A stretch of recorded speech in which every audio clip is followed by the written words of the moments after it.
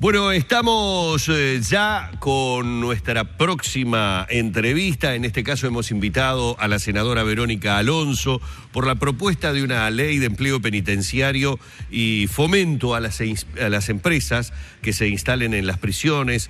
Bueno, además de denuncias que tienen que ver siempre con el tema del hacinamiento, de la falta de rehabilitación en las cárceles, del tema de la corrupción. Vean ustedes si estará tan asumido de alguna manera la falta de control que se tiene en algunos aspectos, y de alguna manera es la primera reflexión que se me ocurre trasladarle a la senadora en la mañana, que hasta el propio ministro del Interior justificó el traslado del empresario Francisco Sanabria hacia la cárcel de Campanero para que no fuera víctima de extorsiones por parte de los reclusos, porque cuando llega una persona con recursos a un establecimiento penitenciario puede ser víctima de ese tipo de acciones, ¿no? Senadora, bienvenida, buen día, ¿qué tal?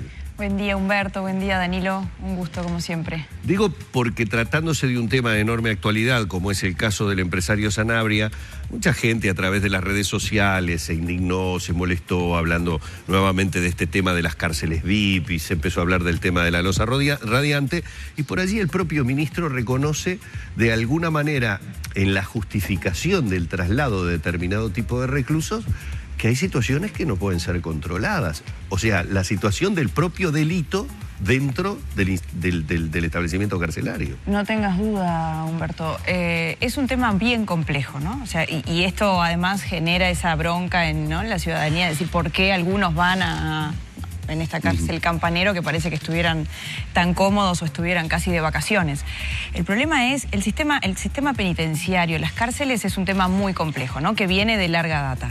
Yo la semana pasada tomé la decisión de recorrer las cárceles, porque a uno se la pueden contar, pero hay que ver y conocer de adentro para saber, bueno, además para colaborar y para tratar de incidir, hay que ver. Y empecé la recorrida por el CONCAR. Y la verdad, lo fui con el comisionado parlamentario, con Juan Miguel Petit, que la verdad que está haciendo un muy buen trabajo, y con el director del INR, con el director Garrosa, que acaba de asumir hace muy poquito tiempo, que también lo creo una persona bien intencionada, con muy buena voluntad. Pero no alcanza con eso. Y la verdad es que en el CONCAR yo vi, y decía en estos días, vi el infierno y el paraíso, ¿no? En el mismo lugar.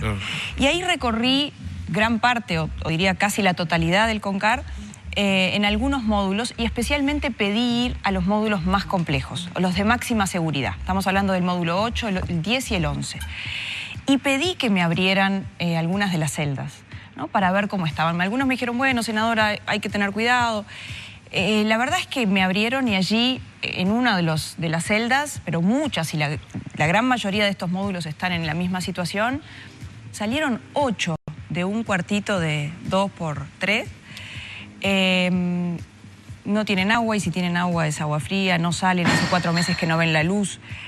Uno me dice, senadora, ¿le puedo mostrar? Y en una parte de su estómago una mecha totalmente infestada, omisión de asistencia. Es decir, en ese momento recordé, ustedes no sé si se acuerdan, aquel relator de Naciones Unidas que habló de tortura. Manfred Nowak. Exactamente. Y la verdad que eso es lo que hay allí. Y es imposible recuperar o rehabilitar a alguien en esas condiciones. Que eso es lo que uno pretende en esto, ¿no? Más allá de que, por supuesto, cumplan su pena. Pero en ese mismo lugar, y por eso me voy después que conocí el paraíso, en el mismo lugar funciona lo que se llama el polo industrial. Para tener una idea, en el CONCAR hoy hay 3.727 reclusos, y en realidad la capacidad, por eso hay hacinamiento, la capacidad es prácticamente de la mitad.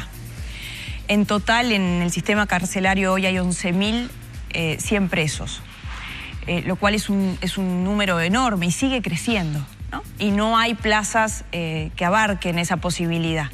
Pero en el mismo lugar funciona el polo industrial. El polo industrial hay 500 presos que son iguales que los que están del otro lado, no tienen diferencias.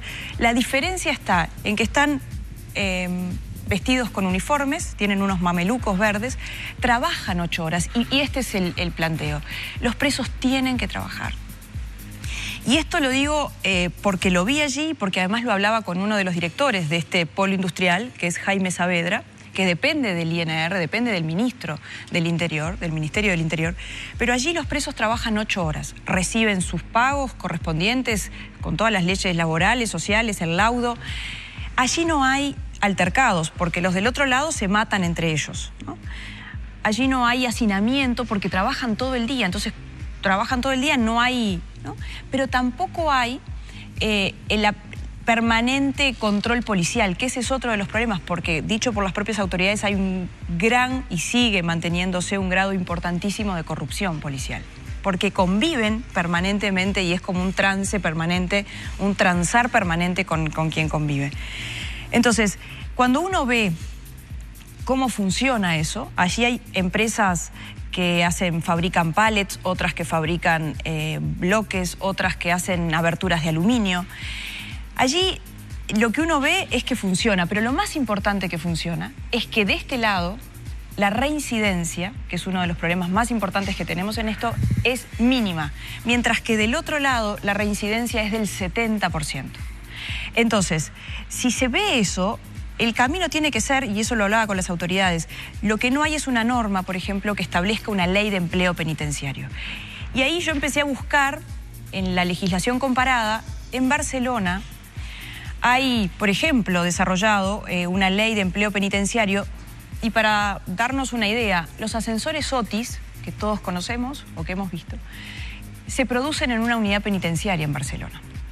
Es decir, lo que hay que hacer acá es buscar que los presos trabajen, porque además generan un hábito. Yo los veía trabajando, además de aprender un oficio, salen con un hábito de trabajo, que eso no es un tema menor, y eso incide mucho en esa reincidencia que me parece fundamental. Y para entender bien, en este caso, en cuanto a la clasificación, ¿cuáles son aquellos reclusos que trabajan y cuáles no? ¿Es voluntad del recluso? Hoy es ¿Se le voluntad. propone, dependiendo del tipo de delito de pena que está cumpliendo, puede o no puede acceder al trabajo? Hoy es voluntario, hoy es voluntario. Pero además, lo que me decía Saavedra es que en realidad acá no afecta el tipo de delito. Además de trabajar, de incorporar un oficio, de mantenerse ocupado, de echar a andar la rehabilitación, también están redimiendo pena por esa vía. Exactamente, también es así, pero las reglas, Danilo, es no importa el delito que haya cometido, sino que primero que se comprometa, y además tiene que cumplir reglas. Allí hay reglas de hábitos, de funcionamiento, de respeto. Y si vos ves ese lugar, no está lleno de policías ni de controles. A diferencia del otro que hay permanentemente, ¿no? Que ese es otro de los temas que me animo además de plantear. La ley de empleo penitenciario, una exoneración a las empresas que se instalen allí, porque hay que buscar el incentivo para que más empresas... Lo que hay que buscar, este es el camino. Del otro lado no hay posibilidad de que nadie se rehabilite. Es más, salen con, ¿no? Como se ha dicho en muchas oportunidades, es la escuela del delito. Sí. Pero además hay que estar allí para darse cuenta de que no hay posibilidad.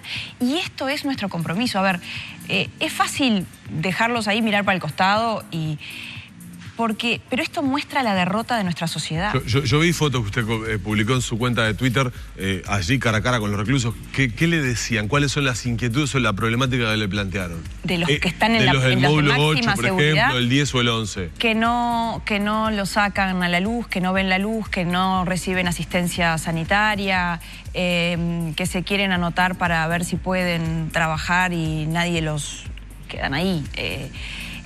Yo con esto lo que quiero decir es, nosotros necesitamos curar de alguna manera eso, porque eso nos afecta a todos en tanto sociedad. Una vez que salen, la reincidencia del 70% es una clara señal de que no hay una rehabilitación. Y sobre eso, yo creo, y hay que dar un debate de fondo sobre este tema, que no creo que sea la policía quien tiene que tomar esa medida de la rehabilitación. La policía, el Ministerio del Interior, la policía lo que hace es encarcela, es el carcelero pero no está preparado para rehabilitar. Entonces usted está de acuerdo en aquello de sacar el INR de la órbita del Ministerio del Interior. Yo estoy de acuerdo. Lo que creo es, a ver, los militares en toda la parte perimetral, lo hacen muy bien y controlan y eso lo vi perfectamente y me parece que es adecuado. Lo que no creo es que un policía pueda rehabilitar. Yo creo que ahí tienen que haber operadores de rehabilitación, operadores penitenciarios, que de hecho hay hoy un inicio, pero operadores que dependan. Por ejemplo, el Ministerio de Desarrollo Social tiene que tener yo creo que tendría que ser el ministerio rector en esto, porque permite, sí, una rehabilitación que la policía, por más que uno quiera... Y allí me decían, además de los grados de corrupción, el propio director me reconocía que si tuviera que analizar, la otra vez me decía, en un ómnibus que se iba una serie de policías hacia el interior, si tuviera que frenar ese ómnibus, pararlo y hacer una requisa, seguramente tendría que sumariar a la mitad porque roban, porque viven en esa connivencia, porque permiten el ingreso de droga. Y la verdad es que, dice, tengo que mirar para el costado porque me quedo sin funcionarios. Porque no es fácil estar en ese lugar. Entonces, este es un tema que... Tampoco ayuda a tener funcionarios así, ¿no? Bueno, entonces, claro, uno mira eso y dice, pero no, nosotros no podemos permitir esto. Y ahí la búsqueda es colaborar. Yo ahora... salgo de acá, tenemos sesión del Senado, inmediatamente después voy a cárcel de mujeres. La semana que viene voy a ir a cárcel de Canelones, que me decía el comisionado parlamentario que la situación es aún peor que la del CONCAR. Seguramente le pido al ministro Bonomi que sería bueno ir juntos a Libertad o al CONCAR, porque en estas cosas hay que animarse, A ver, el camino parece claro. Esto es con trabajo, la búsqueda de la rehabilitación y estar claro el ejemplo, ¿no? Entonces, deberíamos fortalecer esos polos industriales en todas las cárceles. La cárcel de Punta de Rieles es un ejemplo en ese sentido. Bueno, repiquemos y hagamos el mismo camino y animémonos a cambiar.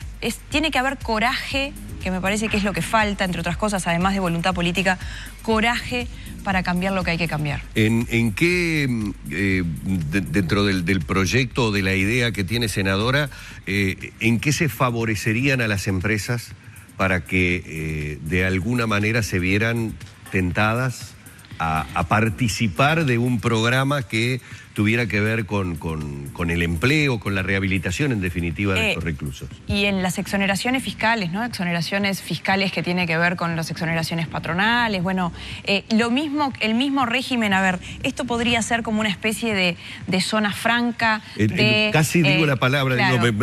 Va a parecer una barbaridad, pero es como generar una zona franca de alguna manera con determinado tipo de beneficios para el empresario para que diga, muy bien, yo voy a poner parte de mi producción a realizarla desde este instituto carcelario y pasar a tener desde allí una determinada cantidad de producción, con lo que mayor cantidad de reclusos generarían los hábitos de trabajo, es más, verían su producto de alguna manera, el trabajo que sale desde allí, pero Humberto, la utilización de los ciudadanos a todo nivel, ¿no? Esto es ganar. Esto es ganar desde todo punto de vista. Y me contaba un recluso, porque del lado donde está el polo industrial hay un supermercado. ¿Está bien? Hay un supermercado donde los reclusos, las personas privadas de libertad, compran allí. Y él me contaba con un orgullo que el fin de semana que viene en la visita, que lo visitaba a su hija, él le compró en el supermercado un helado con su dinero, con el que produjo producto de ese trabajo. Supermercado fue protagonista de una rapiña dentro del propio CONCAR, claro, bueno, ¿no? eso es increíble. Increíble, pero eso tiene que ver también en esta cuestión, ¿no? de funcionarios, con varias cosas. Pero a lo que voy es, esto es bueno para todos. Entonces, si nosotros vemos que algo funciona y vemos que puede ser un camino posible, porque hoy esa parte de la sociedad que está de este otro lado sigue enferma y cada vez más enferma. Y cuando salen, nos afectan a todos. Sí. Entonces, busquemos un camino y se puede. Yo estoy convencida que se puede. ¿Cómo se puede? Y tampoco implica recursos, porque a ver, esto justamente lo que hace es abaratar, porque en estas cuestiones también necesitamos menos funcionarios de este otro lado, porque no necesitan esos carceleros que estén controlando, ¿no? Entonces, pero además cada uno recibe su salario, su sueldo. me parece que deberíamos, y por eso yo le digo al ministro que sería una buena cosa, animarse a cambiar esta realidad, que la venimos arrastrando hace mucho tiempo y que no cambia, porque si uno mira, la población carcelaria sigue aumentando. Y ahí hay otro tema, por supuesto que este es un tema bastante más complejo, tiene que ver también, y esto lo he escuchado algún fiscal en particular, sobre algunos institutos excarcelatorios que provocan, entre otras cosas, esta permanente salida. El fiscal Subía, dices. El fiscal Subía, exactamente. Que puede tener razón en algunos aspectos, y yo coincido, ¿no? En la libertad condicional, la libertad provisional, la libertad vigilada, la intensamente vigilada, y así sí, él dice que hay 11 institutos o 12 que son los que le permitan a un recluso cobrar la libertad anticipadamente. Y yo creo que eso ahí hay que también hacer las revisiones correspondientes, ¿no? Y especialmente ahora que se aprueba el nuevo Código del Proceso Penal. Pero más allá de esto, porque es un tema bastante amplio, en particular sobre el sistema penitenciario, clarísimo, los presos tienen que trabajar y hay que generar incentivos para que las empresas se puedan instalar allí y utilizar mano de obra penitenciaria. Senadora, ha sido un placer tenerla una vez más aquí en la mañana de Arriba Gente. Muchísimas gracias por la visita. Gracias a ustedes. Así hemos estado junto a la senadora Verónica Alonso hablando de muchos de los problemas, pero también de las soluciones, con ejemplos bien claros como los que acaba de dar. Están allí al alcance de la mano para la rehabilitación de los reclusos.